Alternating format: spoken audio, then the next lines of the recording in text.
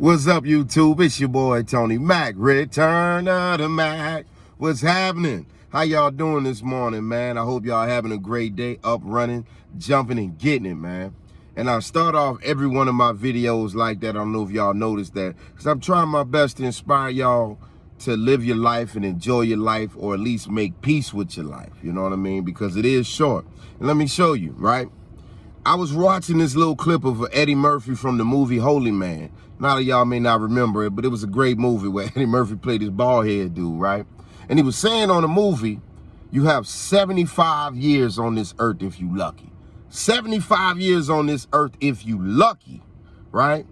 That's 75 winters, springs, falls, and summers. 75. Then you subtract that from the age you are today, right? And you realize just how short life can be and how precious it is and how every moment counts, every second, every minute counts. That's why you got to go out there and live your life and enjoy your life, man. Whatever somebody did to you in the past, please forgive them. Not for them, but for you. Forgive them. You know what I'm saying? Make peace with it, because your life is short. So don't waste your days being angry, man. Get out here and enjoy it. Go out here and do that dream. Go out here and chase your dreams. Go out here and get the woman you want. Go get the man you want. Go get the job you want. Go out here and get it. Life is short. Stop playing. It's short, you know. And these two brothers I got to talk about right here today, Deontay Wilder, Anthony Joshua. Whatever you think about them, they record, or whatever, these were men that understood that life is about going out here and chasing your purpose and chasing your dreams. You know what I'm saying? Now that we got all that out the way, y'all, I think it's time for us to see them fight. It's time for Deontay Wilder and Anthony Joshua to get it on, man. Boxing been great this year. You know what I'm saying? Cat's been calling out Tank Davis, and he been shutting them up. Terrence Crawford, Errol Spence, they gave us the fight of the year. Two guys that got it on, never ducked each other, would put it all on the line, including their record. That undefeated record of theirs, they got it on. You know what I'm saying? It's time for Anthony Joshua and Deontay Wilder to get it on. It's been a long time since the heavyweight division been important in boxing. It's been a very long time since the heavyweight division is important in boxing. Y'all know the craziest part about it, though? We want to see Anthony Joshua and Deontay Wilder fight, but nobody cares about Tyson Fury. Shout out to Tyson Fury, and I think for two reasons, man. A, because we feel like neither one of those guys can beat him. Let's just be honest with you, you know. I think Deontay Wilder was the closest cat to beating Tyson Fury, and for him to drop that dude, in 3 fights, he dropped him like 4 or 5 times, and Tyson Fury still walked out them things victorious. Still walked out them things victorious, man. So, you know, if Deontay Wilder can't do it, I don't think it's a guy out there in the world that could, y'all. I'm just being honest with you. I just think at this time, boxing is devoid of a true heavyweight fighter, like a Frazier, a Ali, a Tyson, you know what I'm saying, shit, hell, we even take some of the guys from the 90s, like Evander Holyfield, you know what I'm saying, Lennox Lewis, it's just nobody, a young Vitaly Klitschko, I can't even get his name out, but it's nobody out here that's worthy of a challenge to give Tyson Fury for him to have that fight where we say, you know what, we got to give you your respect. You're one of the greats. Is he the best of this era? Is he the best heavyweight of this era? Clearly. Tyson Fury is clearly the best heavyweight of this era. Like I said, this era. If you put Tyson Fury in there with a Mike Tyson, a Ali, a Frazier, a Foreman, Ken Norton, you put him in there with any one of them dudes and he getting smashed. It's just in this era, all our great heavyweight fighters are playing football.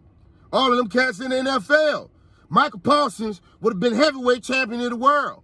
Ain't nobody in boxing would have beat Michael Parsons, man.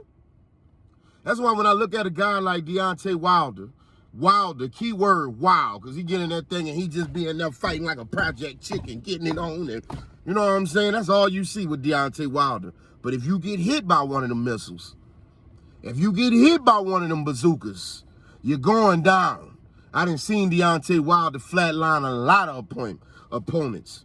He done flatlined a lot of them. And Anthony Joshua, I think you're going to be another one if you get in that ring with him. You know what I'm saying?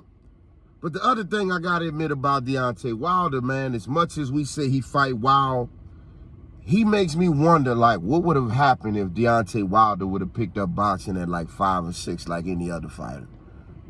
Like, see, because people like to talk trash about the fact that he don't have no skill or really don't have too much of a technique. He pretty much going to a fight looking to land that right hand and even sometime the left hand. You know, it's Brown's bomber, he kill him. You know what I'm saying? They said Henry was a killer. They ain't know about Deontay Wilder, how he put them niggas to sleep. I'm sorry, the Brown's bomber puts people to sleep. Deontay Wilder is a nice guy. He's a very nice guy. Because we saw it at the press conference when him and Tyson Fury was talking, and they was friends and getting along until Tyson Fury got up there and said, me people fight all our life. And Deontay Wilder turned just like every black person around the world and said, your people fight? What? You don't know what our people been through to this day, to this day, to this day, to this day. That's what he was saying. You know what I'm saying?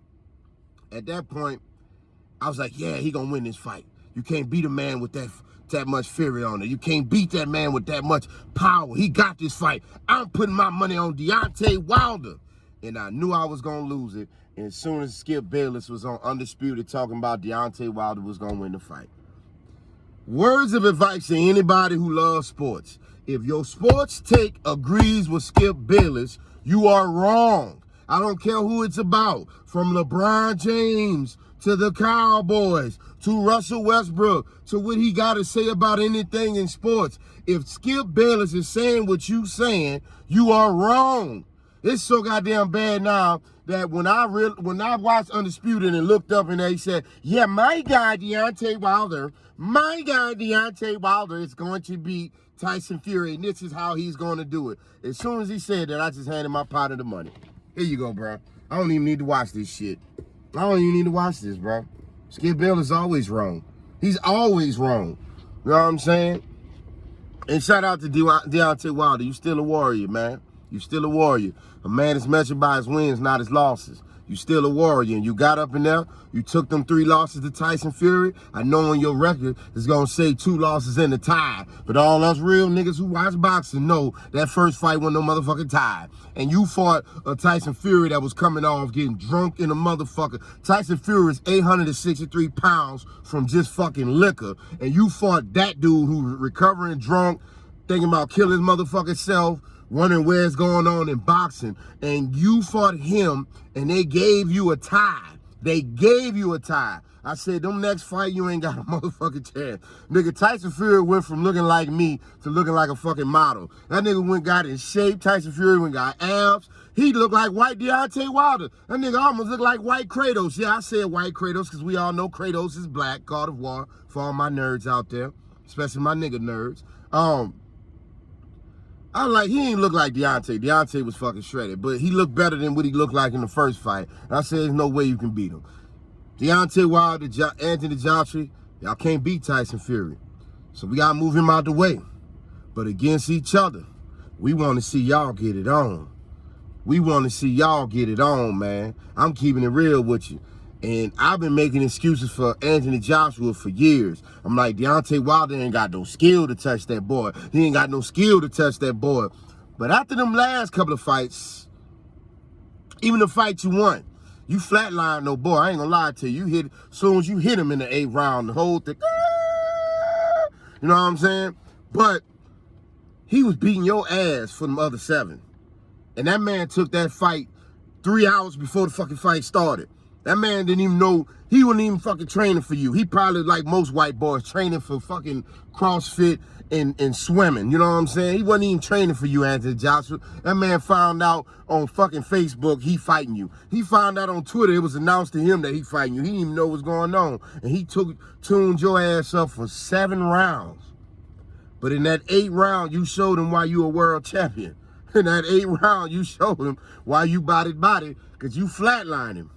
Deontay Wilder took him out and won. The Bronze Bomber took him out and won. And that cat had time to train for Deontay Wilder. And Deontay Wilder came from a heartbreaking loss to Tyson Fury. Not gonna lie.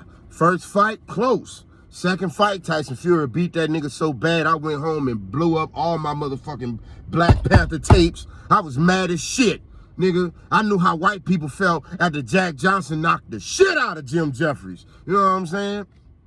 I was like, man, fuck this shit. I don't want to, I'm not listening to no motherfucking, none of that pro-black shit. It failed us. It didn't show up in the ring. But Deontay Wilder got in that gym. He went watch film. He went train. He went hire a cat he beat before Malik Scott. Shout out to Malik Scott. He went hired a boxer to train him to get him right. And he got back up in that third fight with Tyson Fury, and he almost came up with an upset. He almost pulled out an upset. And he walked out there with his shield up, with his chest up, his chin up, and his chest out like a man. You know what I'm saying? Which showed me Deontay Wilder was a warrior. But I know it hurt to go back in there and take an L to give it your all and still couldn't come up with it. So in the next fight, he showed the world why he's a world champion. Took old boy out 1 round, flatlined him. And then Joshua, this cat didn't really have time to prepare for you. And he still took it 8 rounds, and 7 of them was his rounds. Deontay Wilder, on the other hand, this guy knew what Deontay Wilder was going to bring to the table. He watched him. He watched how Deontay Wilder win, and he also watched how Deontay Wilder lose. And he still had nothing for him. And he still had nothing for him. I think the fight should happen. It's exciting. But I think Deontay Wilder going to beat you, brother. 6th round, knockout. Over with.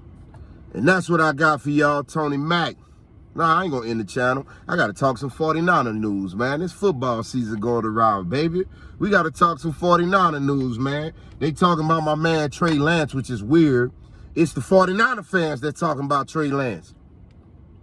And I'm like, look, y'all, we get it. He gonna be the backup quarterback. He gonna be 2nd string, 3rd string at best. But what I want out of Trey Lance and Sam Darnold is for them to look nice in preseason for 2 reasons. A, if they look nice, they got high trade value. And B, most importantly, if they look good, they gonna make Brock Purdy know that you better be handling your motherfucking business. Because if you ain't, you'll lose your job. And we all know what that's like, baby. I'm a Niner fan. I'm on a team that had Joe Montana and Steve Young on the team at the same time. And when the team felt like Joe Montana slipped up, they got him out of there. The greatest quarterback ever. They got him up out of there because they know Steve Young was ready. Even he had to go through a doubt. So Trey Lance, don't give up. Steve Young lost his starting job early out a few times when he took over for Joe Montana.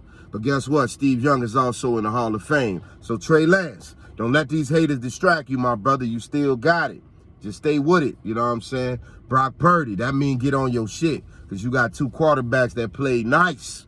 Matter of fact, 3 of them that played nice in that preseason game, even though we got our ass blown out 35-7. You know what I'm saying? It's preseason, baby. We don't really give a fuck about that. We just want to see what the 2nd, 3rd string look like. You heard me. Anyway, y'all, that's my time for the day. Tony Mack, where it's always love, but it's always real. Peace.